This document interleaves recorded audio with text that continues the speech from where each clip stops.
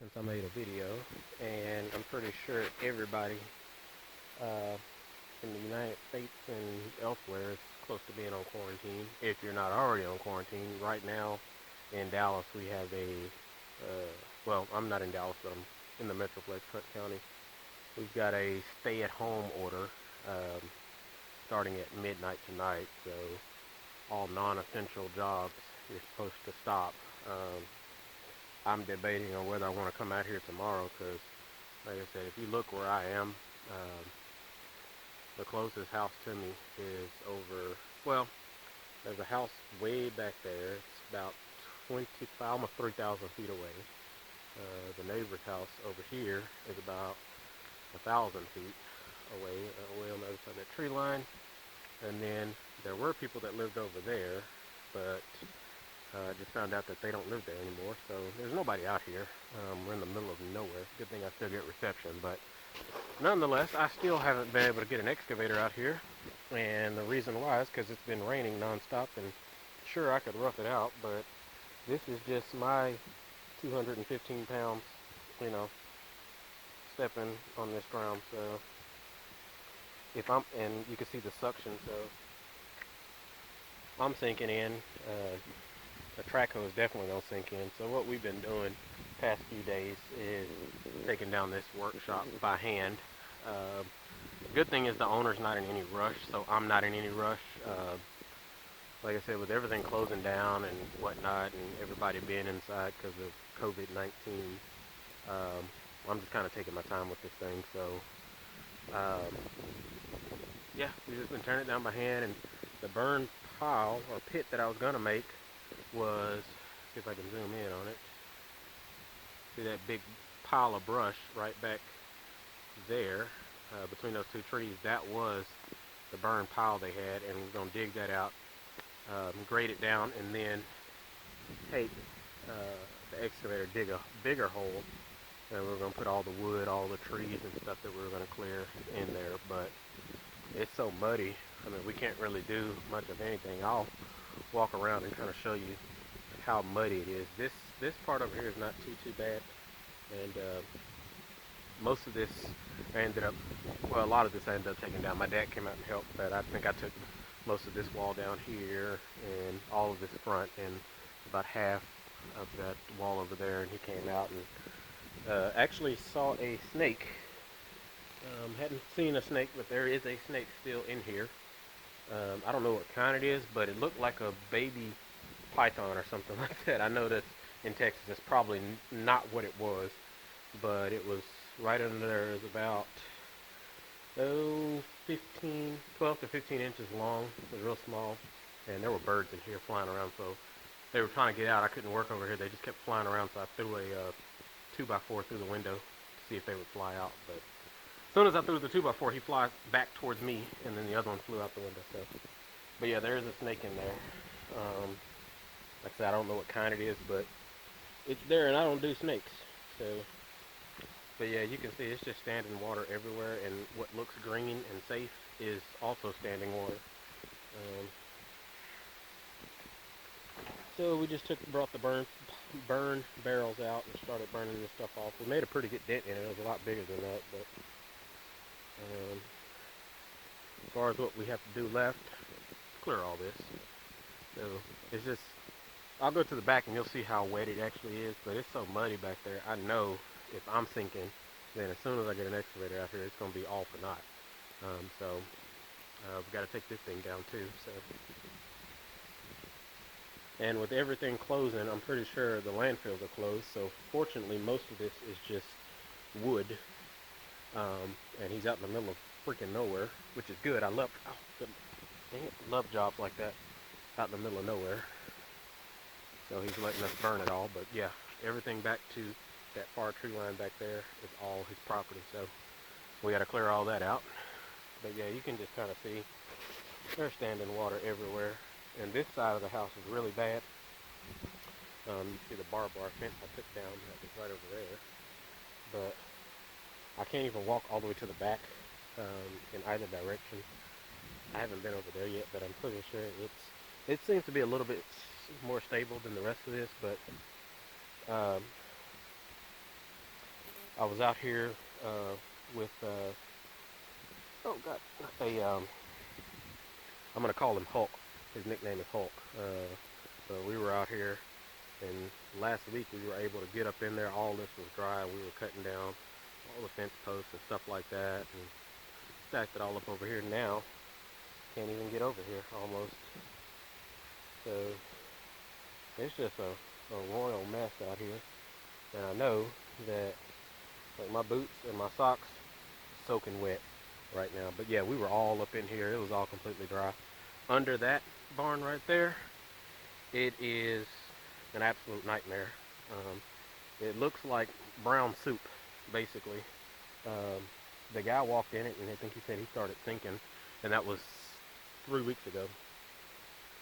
So it's pretty bad out here. You can see the water there, and there's more water over there. And this part right here, like I said, I came around the back and tried to get through here, and I didn't find a route to get through here without getting completely wet. Thought maybe I could go over there, but I think when you get back there it gets even wetter. So, and you may be able to see inside this barn with the floor or the mud therein, but it's just a nightmare. So. I say it sucks, but I know better now. Yeah, and this is all like, this is like a swamp, like literally. I know better now. Shoot. Yeah, I'm not, you know what? I don't know if I'm going to walk around this for you guys. I think y'all get the idea. Maybe I can come around this way. You know, different copperheads off in here. Or water moccasins. That's kind of what I'm afraid of. I don't like stuff touching my head either when I'm walking through stuff like this. But experience has taught me in demolition and working with heavy equipment that is something, especially when you have all this stuff like this to clear and all these trees and you know everything you got to do. You want to get out here and get it done as quick as possible, but at the same time you also realize that if you get the machinery out here, whether you own it or whether you are renting it, you get it out here and you get on the job and you get stuck, or you can't do anything because it's too dang wet. And look at that. Jesus. My socks are already ruined anyway, so. And I wear 2 pair of socks when I have to come out in this slop, but I'll take them off, wash them, let the boots air dry. I don't think I'll be back out tomorrow, I don't think. But anyway, you want to get the job done, but it does you no good to get out here and get stuck. It's really bad. People think you can't get an excavator stuck in the mud. Those of us who use excavators and heavy equipment, we know better. So, it's kind of frustrating at times, but especially if you're renting. If you own the equipment, it's not that bad. You can come and set it on these people's property or wherever you're working. You can set it on their property, and you can pretty much leave it there for 3 weeks, 4 weeks, whatever, as long as you don't need it on another job. When you're renting, it makes a world of difference because as soon as you get it out there, the clock starts. Unless you've worked out something. Now, I've been renting from Sunbelt for so long that I can kind of have them deliver some equipment, and if I tell them, hey, something came up, I'm not going to be able to use the equipment today, can you start the clock tomorrow? They'll do that for me, but nonetheless, that's why I haven't been able to do anything major. And I'm trying to find the best path to walk through here. All that over there is going to be messy. Actually, everything back here is kind of messy. And the guy that came and mowed the grass the other week, he came out here. And the last week we've had nothing but rain every single day. And then days when it said it wasn't going to rain, it rained anyway. But these are his tracks, and he just had like a little Kubota, you know, one of those little mower tractors, a little just backyard tractors so you can mow the yard, and he got stuck. Those are his tracks. So, ironically, I kind of wonder, me and the owner kind of wondered why, if he got stuck, did he keep trying to go back? You would think you'd only have one thing of tracks going through there. And of course, these things right here, everybody's favorite. Gotta go around these and I'm either gonna get stabbed or I'm gonna get soaking wet shoes. If I already got bad shoes, it's not that big a deal. But he was wondering why he kept trying to go back and forth in this stuff and made several tracks and ruts through this. But anyway, I'm just sitting out here. I'm letting the fires die down a little bit. These burn barrels, they have those breather holes in the bottom of them, and we've had them for about 3 years now, so they are on their last leg. But I figured it would kind of help us out a little bit, not a whole lot, but a little bit. Still got to burn that. And I don't know when we'll come back out here. Like I said, I said a while ago, I said I'm not coming out here tomorrow, and then as soon as I said that, I'm thinking I might come out here tomorrow. I'm just the type of person, out here, if there were many people around me, then I would be, completely sheltered up. There's nobody here. Like, the closest person to me is that person over there, way over there, and they're, like I said, about 1,000 feet away from me. So there's nobody here, so I'm well within the 6 foot, and nobody comes out here, so I don't have to worry about breathing in anybody's stuff. And from what I've heard, it only lasts 3 minutes in the air. So